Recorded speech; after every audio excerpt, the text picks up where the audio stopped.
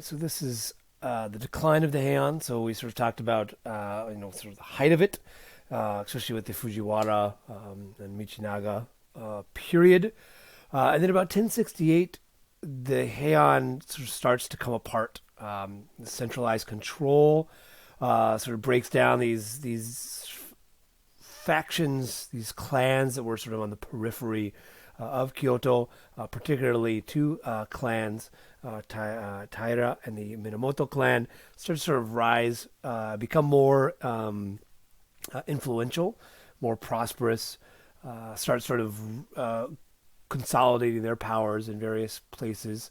Minamoto, particularly in Kamakura area, which is sort of near Yokohama and Tokyo. It's a little bit far away from Kyoto.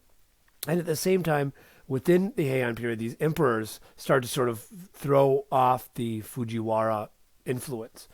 So these emperors, Go-Sanjo is the first one, sort of tries to move away, tries to get rid of this, tries to take back a little bit more power for the emperors, and consolidate that there. And again, we've sort of talked about that's a constant sort of struggle within Japanese political system is where does the emperor sit? Is he a ceremonial figure, or is he an actual political figure?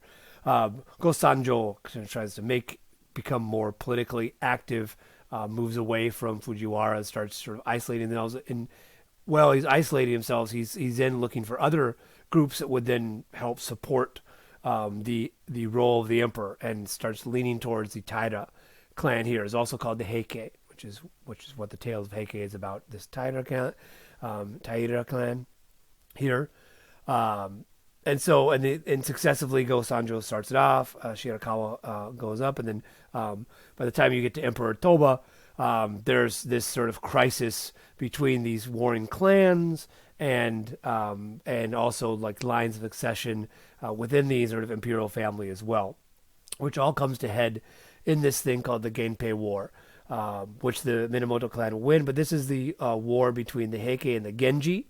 Sorry, sometimes Minamoto is called the Genji clan, and the Taira is called the Heike clan. And so this is where this comes to head. So about takes about 100 years here, about a century from when the sort of imperial family starts to move around and make space for itself in Kyoto too, and a lot of political negotiations with neighboring clans. Then this war erupts. And Taira clan is headed by this guy, Kiyomori, who is pictured here. He's usually depicted in it. He was sort of seen, especially, a lot of this is from the Tales of Heike, which again is an epic, so there's obviously sort of creative license there. But he's sort of seen as this sort of tyrannical figure who, in the story, in the Tale of Heike, when he dies in like book 5, he has this fever, and he, like, all his past deeds heat him up really bad, and all sort of tyrannical things, and all the people he's killed kind of comes back and attacks him when he's dead. So this is sort of this facing these sort of his deeds here. And he was the regent for Emperor Go Shirakawa, which is sort of Toba's successor. Toba names Go Shirakawa as sort of the successor. And then, but Go Shirakawa starts negotiating with Minamoto to get rid of the Taira clan. Kinomura hears that and says, "Well, no, it kind of locks down the emperor," and that's really the spark of this Genpei War that Go Shirakawa tries to push out the Taira clan and is unsuccessful. Taira clan then escapes with the Prince Antoku, which is the heir apparent, and then is in war, and then that's kind of what this whole Tale of Heike is all about. This sort of war, and then the Minamoto clan is headed by this guy Yoritomo, who is pictured here, and this is his gravesite in Kamakura. You can go visit if you want to. So he's kind of the hero on the Minamoto side, or the leader of the Minamoto clan. Yoshitsune is this sort of famous Minamoto general In Tales of Heike, he's sort of seen as this sort of clever, wise um, um, sort of figure, and then later on he gets really sort of hidden as sort of second-hand man Benkei, sort of these sort of famous sort of generals. These become very famous in Japanese. In other Japanese plays, particularly no plays, write about Yoshitsune.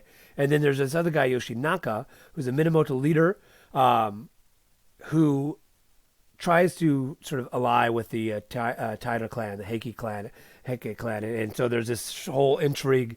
Again, as usual, military epics are. There's this underlying story, even within these clans themselves, and all these different characters are have different aspirations.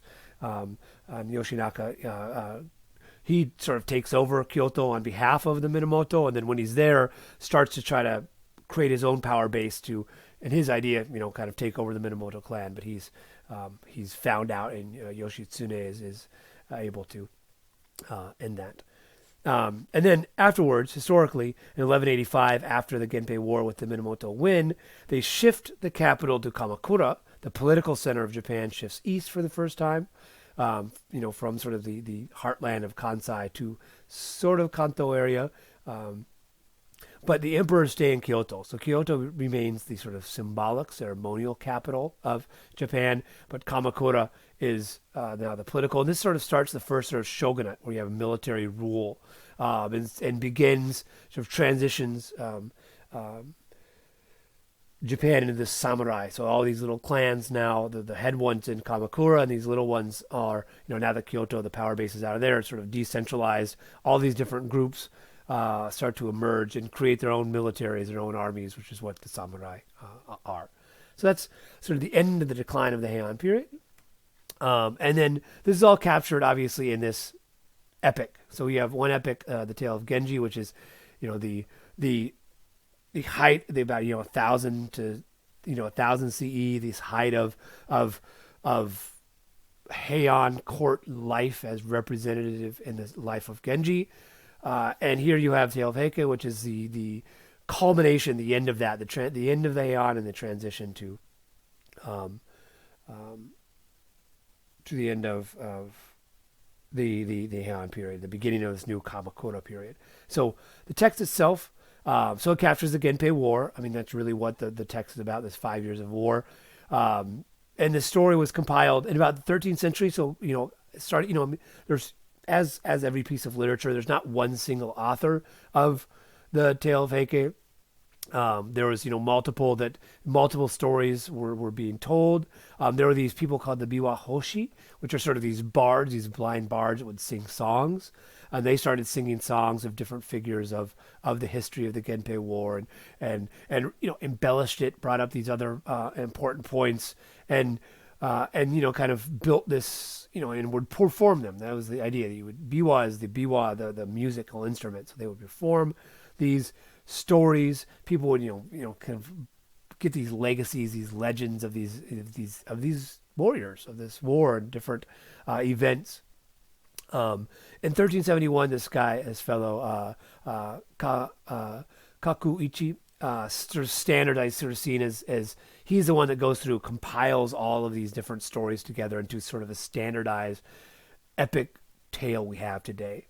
And also sort of sets up, he was also a performer, so kind of lays the groundwork for different ways to perform different episodes of the Tale of Heike as well. So what it is today, it's about 12 chapters long. It's the tale itself. It can be divided into sort of three overarching parts. The first is sort of rule of the Heike clan and the life of Kiyomori, sort of chapters 1 through 5 there. So, you got kind of lays the groundwork for the Taira clan, introduces some Minamoto people, but sort of focuses on their negotiations and their life within Kyoto and how they're dealing with their power and relationship with the emperor. Chapter 6 through 8 is the decline of Heike and Yoshinaka rebellion. So this is when the Heike gets defeated and Kiyomori dies again in this great fever. And then Yoshinaka comes in, takes over Kyoto, and then when he's there, starts to sort of decide that he maybe wants to become the next big ruler. So he starts trying to consolidate his power there. And then the last part is Yoshitsune, who then defeats Yoshinaka and then defeats ultimately the Heike, the Taira, at the Battle of Donbul. Here depicted here, a naval battle. The Heike retreat to Shikoku, which is the sort of island off, the sort of island, sort of just a little bit off of, I think it's a little bit off of the coast of where Kobe is, or near Kansai. So they retreat there, and then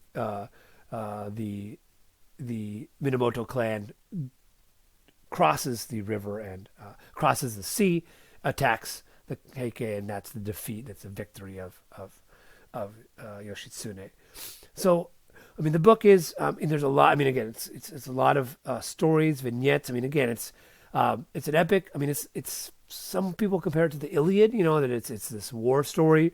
It's not quite as clear cut as the Iliad. I mean, again, similarly to the Tale of Genji, a lot of the different chapters can sort of be standalone stories, which I'll give you a couple of those to read for this week as well.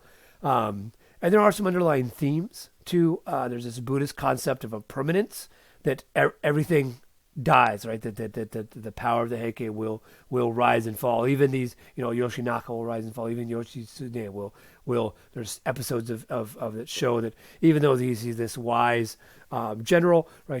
There's some that his power and prestige will also kind of wax and wane as well. So there's a concept of impermanence, and also there's this ideas of karma, that all deeds sort of have consequences. That this is sort of a driving force within humanity there. So there's these sort of underlying themes within that, and then a lot of ideas of loyalty and rules of engagement. Again, this is sort of the proto-samurai before Bushido gets developed, sort of how warriors are to behave on the battlefield, and what you're supposed to be loyalty to. So there's this one episode, the death of Atsumori, who is pictured here. He's this sort of young child, and this great sort of Minamoto general finds him. He's kind of sweeping the beach to find any last Heike people to kill. Comes across this beautiful sort of young child that reminds him of his own son. So he struggles with, should I kill him? And Atsumori is like, loyal, you need to, you're Victor, you need to kill me. And he struggles that I can't, because it reminds me of his son. He's sort of torn ethically, but then he sees other people coming, and he knows that those people will kill Atsumori. So then they face each other, and he kills him. And so there's sort of this ethical dilemmas. There's another great example of crossing the river Uji, where Yoshitsune is sort of they're at this sort of raging river, and Yoshitsune is like, what should we do? And he sort of coaxes his warriors to sort of compete against themselves on who's going to cross the river first. As sort of a sense of pride. But within that, right, is really sort of stoking this sort of, getting his troops, uses it as a way to build loyalty in his troops, that everyone's competing to get across the river, but really they're then going to attack the Heike. So he kind of, this sort of shows the cunning of Yoshitsune.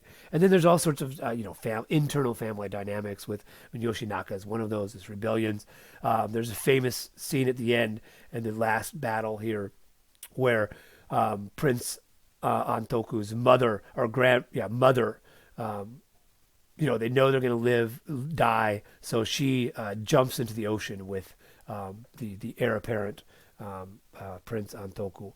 That's the end of that this one sort of branch of the imperial family, and a new imperial family is established. Well, same within the family, but this is one of the few times where there's not a clear line of succession, right? That it wasn't passed from one to the other. That this prince was drowned in the sea, and the one back in Go-Toba, I think is his name, who was then made emperor under the Kamakura period. So that's kind of the tale of Heike. I'll give you some readings for that. The end of the decline of the Heian period as well. And it's a very fascinating time of Japanese history, and luckily we have these two pieces of literature that capture that world.